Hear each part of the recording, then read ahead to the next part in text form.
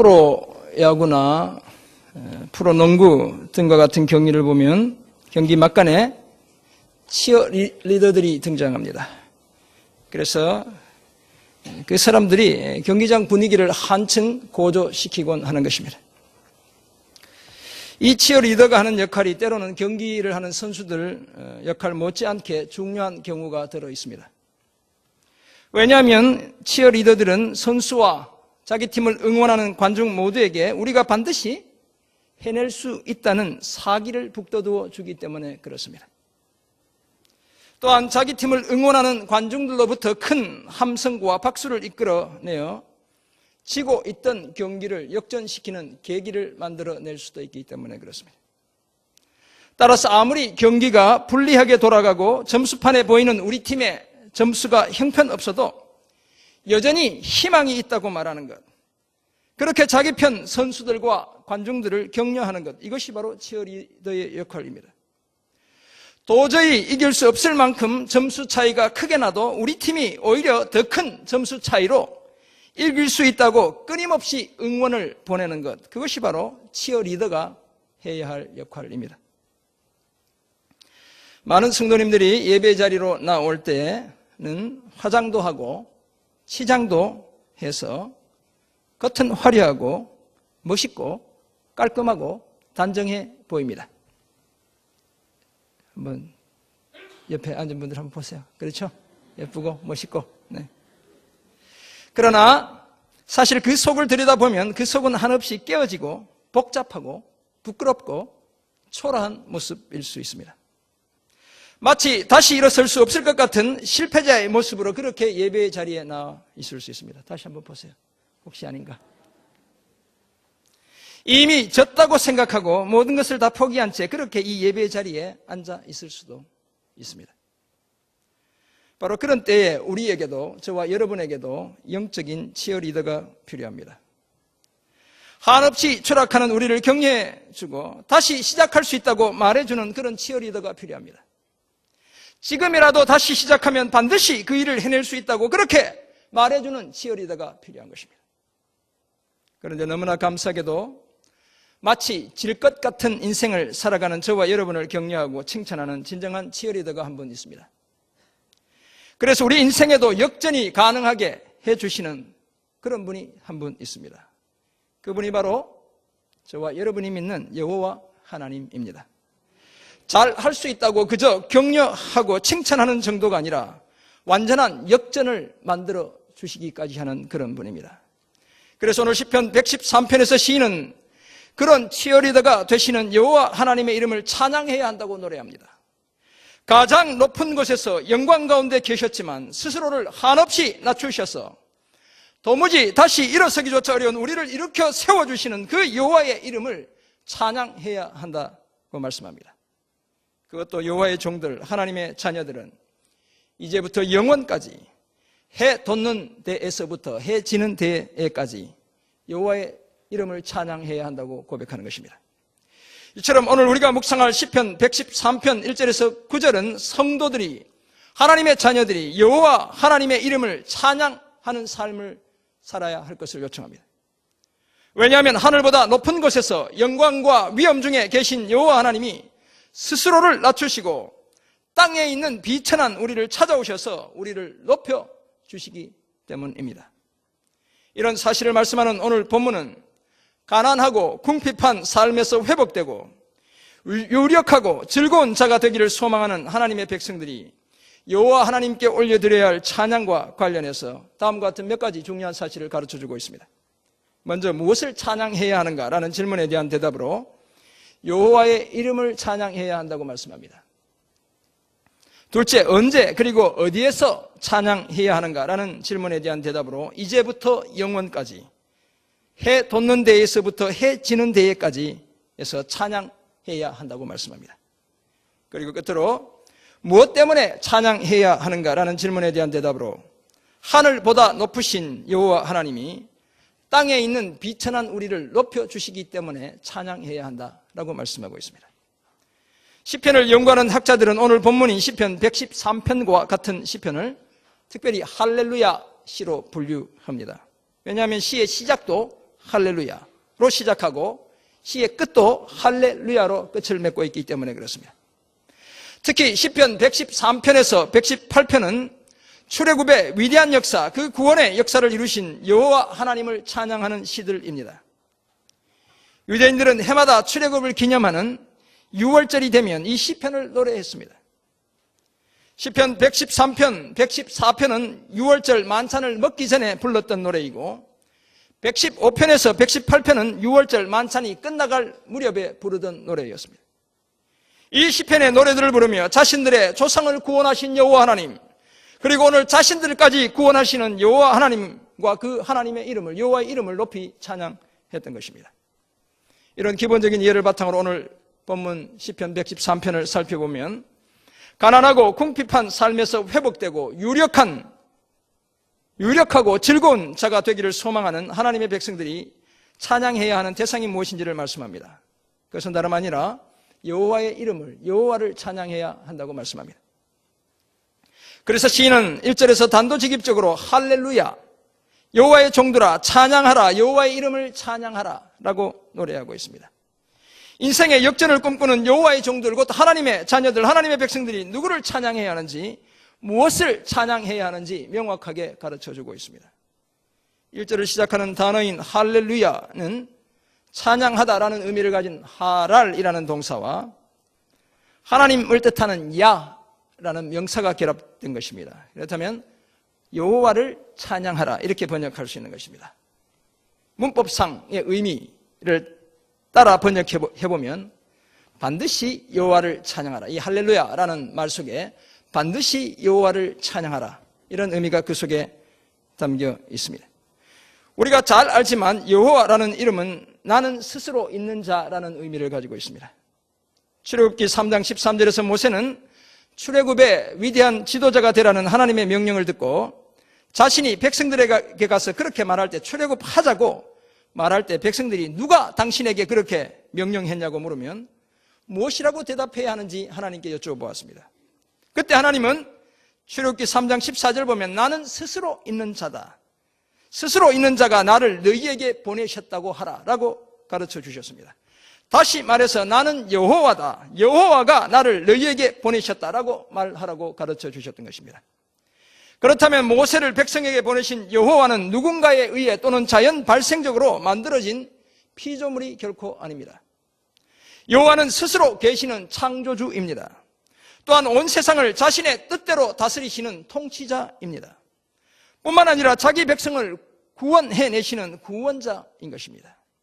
이와 같이 창조주요, 통치자요, 구원자 되시는 여호와 하나님의 이름을 찬양하는 것은 피조물인 우리 인간이 취해야 할 마땅한 태도입니다. 여기서 여호와의 이름을 찬양한다는 것은 앞에서 잠깐 말씀드렸지만 여호와 하나님을 찬양하는 것과 동일한 의미를 가지고 있습니다. 인간을 비롯한 모든 피조물이 가장 아름다울 때가, 가장 피조물다울 때가 바로 여호와 하나님을 찬양하는 그때인 것입니다. 내가 피조물임을, 하나님은 찬양받으셔야 할 분임을 인정하는 바로 그때인 것입니다. 그렇다면 그분을 온전히 예배하는 때인 것입니다. 그러므로 인생의 진정한 역전을 경험하기 원한다면 우리를 한없이 격려해 주시고 완전한 승리를 보장해 주시는 여호와 하나님의 이름을 찬양해야 하는 것입니다. 여기서 여호와의 이름을 찬양해야 하는 보다 1차적인 이유는 여호와는 모든 나라보다 높고 그의 영광은 하늘보다 높기 때문입니다. 우리가 뒤에 마지막 단락에서 한 번 더 살펴보게 될 것입니다. 창조와 통치와 구원의 은혜를 베푸신 그 이름이 여호와이신 하나님을 기억하며 스스로 계시는 그 여호와 하나님을 기억하며 그 이름을 찬양해야 한다는 것입니다. 사랑하는 성도 여러분, 우리가 여호와 하나님의 이름을 제대로 온전히 찬양할 때 우리는 여호와의 종이 되며 또한 그의 자녀들이 되는 것입니다. 만약 우리가 세상과 세상의 풍요로움을 찬양한다면 우리는 세상의 종이 되며 물질의 종으로 전락하게 되는 것입니다. 그리고 그런 상태로는 여호와 하나님께 합당한 예배를 드릴 수 없고 여호와 하나님이 준비한 진정한 회복도 경험할 수 없게 되는 것입니다. 따라서 당연히 힘들어하는 우리 이웃을 위로하고 격려할 처지에 놓일 수도 없게 되는 것입니다. 그러므로 진정한 회복을 원한다면, 참된 예배를 드리기 원한다면, 그래서 누군가를 위로하고 격려하는 도구로 쓰임받기 원한다면 여호와의 이름을 찬양해야 합니다. 그 이름을 찬양하는 예배의 자리에 온전히 나와 있어야 하는 것입니다. 이런 삶을 힘써 우리의 진정한 치어리더가 되시는 하나님을 만나고 나아가 의기소침해하는 우리의 지체들의 영적 치어리더가 우리가 되어주는 그런 저와 여러분 모두가 되기를 간절히 소원합니다. 그렇다면 하나님의 자녀들은 여호와 이름을 언제 그리고 어디에서 찬양해야 하는 것일까요? 그것은 다름 아니라 오늘 본문에 따라 가면 2절과 3절에서 뭐라고 얘기합니까? 이제부터 영원까지, 그리고 3절 가면 해 돋는 데에서부터 해 지는 데까지 찬양해야 한다고 말씀합니다. 쉽게 말해서 이제부터 영원까지는 무슨 얘기입니까? 항상 하라는 것이죠. 모든 곳에서 해 돋는 데에서부터 해 지는 데에서까지는 땅이 시작하는 곳에서부터 끝나는 데까지, 그러니까 모든 곳에서 찬양해야 한다는 것입니다. 그렇다면 때와 장소를 가리지 않고 찬양해야 한다는 것입니다. 오늘 보면 2절은 여호와의 이름을 이제부터 영원까지, 지금뿐만 아니라 영원토록 찬양해야 한다고 노래합니다.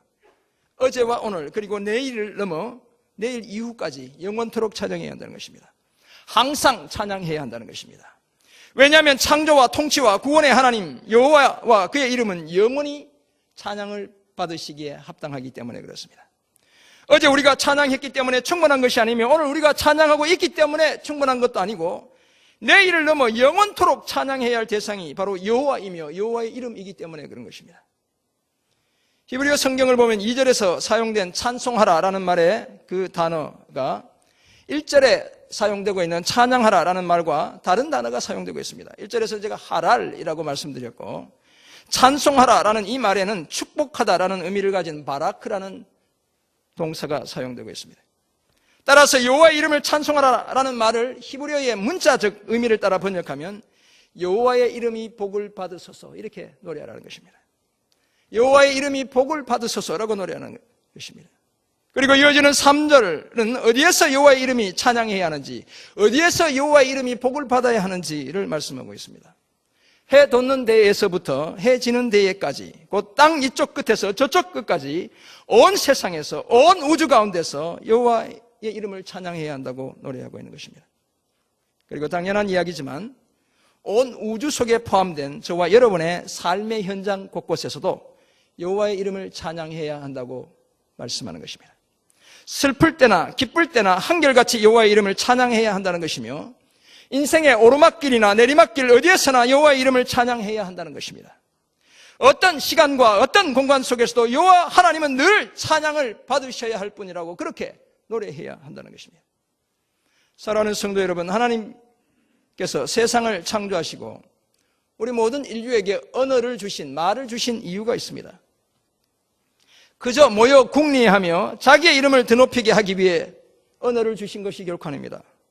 나를 변명하고 내 목적에 따라 누군가를 설득하기 위해 언어를 주신 것만도 또한 아닙니다.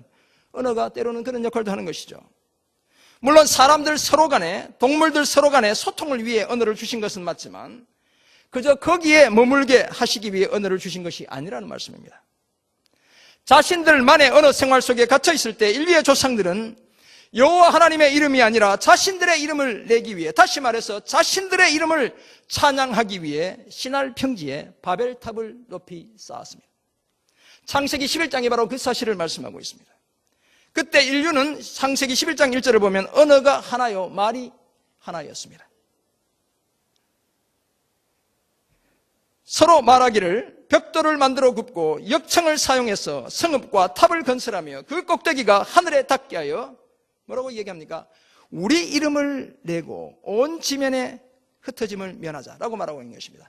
하나님의 이름을 내는 것이 아니라 높은 탑을 세워 우리 이름을 내자라고 이야기하고 있는 것입니다. 그러자 여호와 하나님께서 그들의 언어를 혼잡하게 하셨고 온 지면에 그들을 흩어버리고 말았던 것입니다. 왜냐하면 하나님께 주신 그 인간의 언어를 통해 여호와 하나님의 이름을 찬양하기보다 자기의 이름을 내는 일에 급급했기 때문이었던 것입니다. 사랑하는 성도 여러분, 그러므로 오늘 우리의 언어로 할 수 있는 가장 크고 가장 근본적인 일이 있다면 그것이 바로 여호와 하나님과 여호와의 이름을 찬양하는 바로 이 일입니다. 우리의 입술을 여 여호와 하나님의 이름을 축복하는 바로 이것입니다. 그런 다음 그 언어로 소통하며 서로를 축복하는 것입니다. 이런 우선순위를 분명히 할 때 높은 곳에 계신 여호와 하나님이 낮고 천한 곳에 있는 우리를 찾아오시며 우리를 일으켜 세워주시는 그 은혜를 경험하게 될 것입니다. 창조주 여호와 하나님이 우리의 진정한 치어리더가 되어주시는 그 은혜를 경험하게 되는 것입니다. 그래서 이제는 아직도 회복의 기미가 보이지 않는 우리 지체들에게 다가가 여호와의 이름으로 그들을 격려하는 삶을 살 수 있게 되는 것입니다. 언제 어디서나 여호와의 이름을 찬송함을 통해 이런 위로와 회복의 은혜를 경험하는 우리 모두가 되길 간절히 소원합니다. 그렇다면 여호와의 종들 곧 하나님의 백성들은 왜 여호와의 이름을 찬양해야 하는 것일까요? 그 이유는 다름 아니라 하늘보다 높으신 여호와 하나님이 땅에 있는 비천한 저와 여러분을 높여주시기 때문에 그렇습니다. 오늘 보면 4절에서 9절은 바로 그 사실들을 말씀하고 있습니다. 여호와의 종들 곧 오늘 예수를 믿는 우리가 하나님의 이름을 찬양해야 하는 구체적인 이유가 오늘 본문 4절부터 9절 사이에서 설명되고 있습니다. 그것은 다름 아니라 먼저 여호와는 모든 나라보다 높으시며 그의 영광은 하늘보다 더 높기 때문입니다. 4절이 이렇게 말씀하죠. 여호와는 모든 나라보다 높으시며 그의 영광은 하늘보다 높으시도다. 또한 이 세상의 그 무엇도 그 누구도 비길 수 없는 가장 높으신 분이 여호와 하나님이시기 때문에 그렇습니다. 5절 여호와 우리 하나님과 같은 이가 누구리요? 높은 곳에 앉으셨으나 뿐만 아니라 그렇게 높으신 그분이 스스로 낮추셔서 다시 말해서 스스로 허리를 구부리기까지 하시면서 천지를 살펴보시고 계시기 때문에 그렇습니다. 하나님의 모습을 인간적인 언어로 표현하고 있는 것이죠. 하나님이 뭐 허리를 구부리고 이렇게 하시겠어요? 그렇게까지 우리를 살피시는 분이라는 사실을 나타내고 있습니다. 그래서 하늘 아래 땅 위에 살고 있는 하나님의 백성들의 삶에 개입해 주시기 때문에 그런 것입니다. 그 영광과 위엄과 사랑과 은혜가 비길 데 없이 크신 그 하나님께서, 그 여호와께서 인류의 역사와 우리 개인의 역사에 친히 개입하시기 위해 스스로를 낮추시기까지 하시기 때문에 여호와의 이름을 찬양해야 한다는 것입니다. 인류의 역사와 하나님 백성들의 삶에 친히 개입하시는 여호와 하나님으로 인해 어떤 결과가 일어나는지를 7절과 9절이 말씀합니다. 사실 이 7절과 9절은 사무엘상 2장에 소개된 사무엘의 어머니 한나의 노래와 밀접한 관련이 있습니다. 특히 오늘 본문 7절, 8절은 사무엘상 2장 8절을 거의 그대로 인용하고 있습니다. 9절 또한 부림의 여인에서 많은 자녀를 낳는 다산의 여인으로 인생의 역전을 경험했던 한나의 모습을 서술하고 있는 것입니다. 인류의 역사와 개인의 삶에 간섭하시는 하나님께서 가난하고 궁핍한 우리를 인생의 먼지 더미에서 일으키시고 거름 더미에서 들어 세워주실 것입니다. 7절 가난한 자를 먼지 더미에서 일으키시며 궁핍한 자를 거름 더미에서 들어 세워. 그래서 이전에는 초라하고 볼품없는 존재였지만 이제는 주목받는 백성들의 지도자와 함께 서게 하실 것입니다. 8절 지도자들 곧 그의 백성의 지도자들과 함께 세우시며 그렇다면 경제적으로, 신체적으로, 정서적으로, 영적으로, 관계적으로 피폐해져서 아무런 열매를 맺지 못하던 저와 여러분을 회복시켜 주신다는 것입니다. 우리의 인생에도 진정한 역전을 만들어 주시겠다는 것입니다. 아무런 소망도 가질 수 없는 깊은 수렁에 빠진 우리를 건져내 주시고 우리를 주목받는 자로 우뚝 세워 주시겠다고 말씀하고 있습니다. 그것도 불임으로 인해 진정한 안방주의 노릇을 해보지 못했던 여인이 이제 많은 자녀를 출산하는 여인이 되는 것처럼 그런 변화를 만들어 주시겠다는 것입니다. 그래서 그 집안을 장악하면서 자식들을 즐겁게 하는 어머니로 우뚝 서게 해주시겠다고 약속하고 있는 것입니다. 사랑하는 성도 여러분, 이것이 여호와의 이름을 찬양하는 우리가 가진 소망이며 확신입니다. 하나님께서 친히 우리의 치어리더가 되어주신다는 사실, 그래서 우리 인생에서 대역전을 경험하게 해주신다는 바로 이 사실이 여호와의 이름을 축복하는, 그 이름을 찬양하는 저와 여러분을 향한 하나님의 보상인 것입니다. 이 사실을 기억하고 숨쉬기조차 힘든 먼지 더미 같고 냄새 맡기조차 힘든 거름 더미 같은 인생을 살아가면서도 여호와 하나님의 이름을 찬양하는 우리 모두가 되기를 간절히 소원합니다. 그래서 우리의 영원한 치어리더가 되시는 하나님께서 준비하신 인생의 놀라운 역전을 경험하고 그 은혜의 힘으로 다른 누군가의 치어리더로 살아가는 그런 우리 모두가 되기를 주님의 이름으로 부탁합니다. 그렇다면 이와 같은 사실을 깨달은 우리는 과연 어떤 삶의 모습을 보여야 하는 것일까요? 먼저 언제 어디서나 여호와 하나님의 이름을 찬양해야 합니다. 신명기 10장 21절은 그는 내 찬송이시오 내 하나님이시라 라고 말씀합니다. 하나님의 별명 자체가 우리의 찬송이라는 것입니다. 우리가 반드시 찬송해야 할 분이라는 것입니다. 여호와 하나님이 우리의 찬송이라고 말씀하고 있습니다. 그리고 시편 22편 3절은 하나님을 이스라엘의 찬송 중에 거하시는 분으로 묘사하고 있습니다. 우리가 그렇게 찬양할 때 우리 가운데 찾아오시는 분으로 묘사하고 있습니다. 한편 에베소서 1장에서 사도 바울은 창세전에 하나님이 우리를 그리스도 안에서 택하시고 거룩하고 흠도 없는 자기의 아들들이 되게 하신 것은 우리에게 거저 주시는 바 하나님의 은혜의 영광을 찬송하게 하기 위함이다 라고 말씀하고 있습니다. 우리를 구원하신 이유가 뭐라고요? 하나님의 그 은혜의 영광을 찬송하게 하기 위함이라고 말씀합니다. 저와 여러분이 예수를 믿고 하나님의 자녀로 삼아주신 이유가 하나님의 은혜와 영광을 찬송하게 하기 위함이라고 말씀하는 것입니다.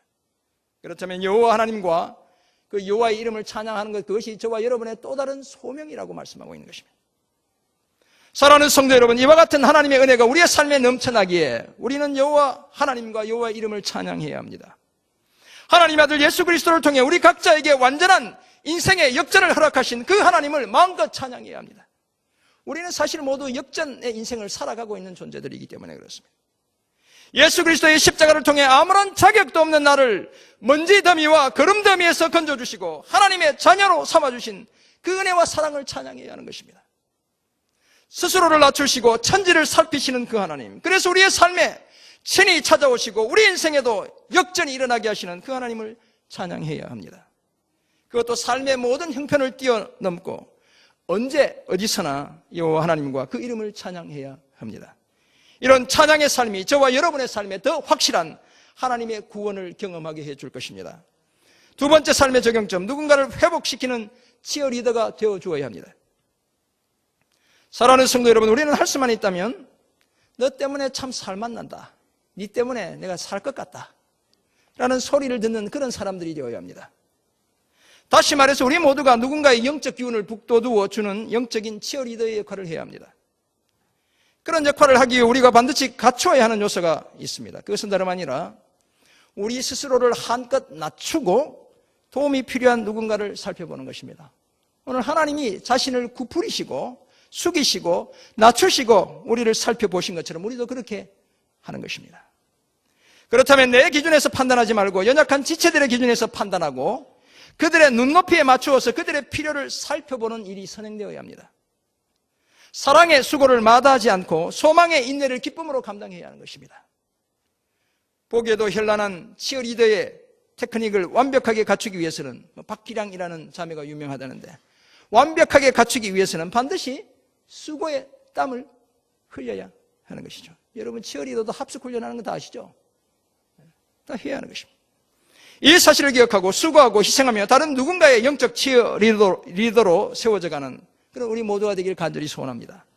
그래서 이제는 나뿐만 아니라 내 주변에 있는 이웃들도 함께 우리 인생의 진정한 역전을 허락하시는 여호와 하나님의 그 이름을 마음껏 찬양하는 그런 놀라운 일들이 일어나게 되기를 간절히 소원합니다. 졸업식에 참석해보면 상을 받는 사람들의 명단에, 여러분 상을 받아보신 분들은 혹시 들어 아실 겁니다. 혹시 못 받아보신 분들은 잘 모르실 거예요. 때로는 어려운 라틴어로 이렇게 표현되어 있는 것을 볼 수 있습니다. cum laude, cum laude, 라틴어로 그냥 읽으면 cum laude 이렇게 되어 있습니다. 우등 졸업이라는 뜻입니다. 공부 잘했다는 것이죠.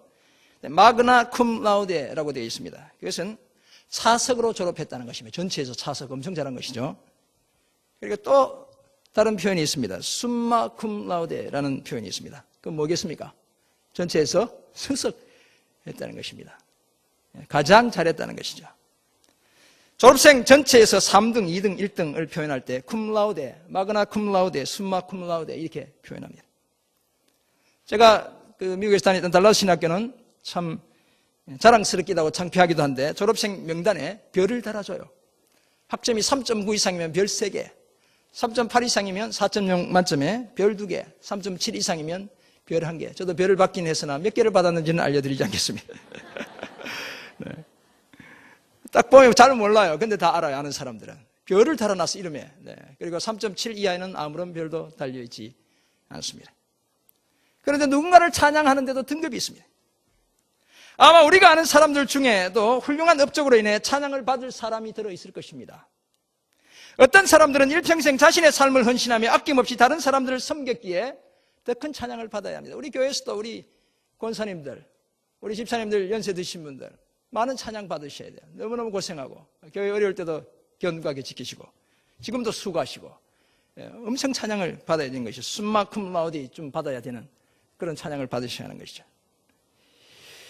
그러나 이 세상의 찬양을 숨마쿰 라우데 1등으로 최고로 수석으로 받을 분은 단 한 분밖에 없습니다. 그분이 바로 우리가 믿는 창조주, 통치자, 구원자 되시는 여호와 하나님인 것입니다. 하나밖에 없는 아들 예수 그리스도를 통해 인류 구원의 약속을 이행하신 하나님께는 항상 최고의 찬양이 올려드려져야 하는 것입니다. 사랑하는 성도 여러분, 그러므로 가장 높이 찬양을 받으셔야 하는 그 여호와 하나님을 우리가 언제 어디서나 찬양해야 하는 것입니다. 시간과 공간을 초월해서 찬양해야 합니다. 삶의 형편을 뛰어넘어 찬양해야 합니다. 왜냐하면 그 하나님이 친히 자신을 낮추시고 땅에 사는 우리를 돌보시며 인생의 먼지 더미와 거름 더미에서 우리를 일으켜 세워주셨기 때문에 그렇습니다. 가난과 삶의 힘겨움이 자꾸만 우리를 아래로 끌어당기는 그 수렁에서 우리를 건져주시고 주목받는 인생으로 이미 변화시켜 주셨기 때문에 그렇습니다. 뿐만 아니라 우리가 결코 빼앗길 수 없는 영원한 승리, 영원한 생명을 이미 저와 여러분에게 주셨기 때문에 그런 것입니다. 이 놀라운 진리를 사도 바울은 고린도전서 1장 26절에서 29절 사이에서 이렇게 표현합니다. 형제들아, 너희를 부르심을 보라. 육체를 따라 지혜로운 자가 많지 아니하며 능한 자가 많지 아니하며 문벌 좋은 자가 많지 아니하도다. 그러나 하나님께서 세상에 미련한 것들을 택하사 지혜 있는 자들을 부끄럽게 하려 하시고 세상에 악한 것들을 택하사 강한 것들을 부끄럽게 하려 하시며 하나님께서 세상에 천한 것들과 멸시받는 것들과 없는 것들을 택하사 있는 것들을 폐하려 하시나니 이는 아무 육체도 하나님 앞에서 자랑하지 못하게 하려 하심이라. 우리가 바로 이 은혜 속에 살아가는 자들입니다. 이 사실을 기억하고 우리의 진정한 영적 치유 리더가 되시는 여호와 하나님과 그 여호와의 이름을 마음껏 찬양하는 우리 모두가 되길 간절히 소원합니다. 우리의 찬양 중에 거하시는 여호와 하나님으로 인해 우리 삶의 본격적인 역전이 반드시 시작될 것입니다. 질 수밖에 없었던 인생 경기에서 오히려 역전승을 거두게 될 것입니다.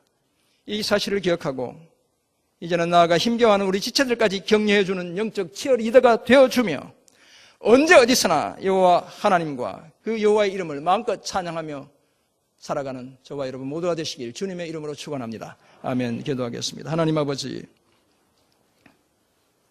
해 돋는 데에서부터 해 지는 데까지 이제부터 영원까지 여호와 하나님과 여호와의 이름을 찬양하는 복된 삶을 살아가는 저희들 되게 도와 주옵소서. 스스로 낮추시고 천지를 살펴보시며 우리 인생의 거름더미, 먼지 더미에서 우리를 일으켜 세워주셔서 존귀한 자로 삼아주시는 그 하나님의 은혜를 하나님 항상 언제든지 어디에서나 찬양하는 복된 삶을 살아가는 저희 모두 되게 도와주옵소서. 하나님께는 가장 최고의 찬양을 늘 올려드리는 하나님의 자녀들 다 되게 하옵소서. 감사드리며 살아계신 예수 그리스도의 이름으로 기도드립니다. 아멘.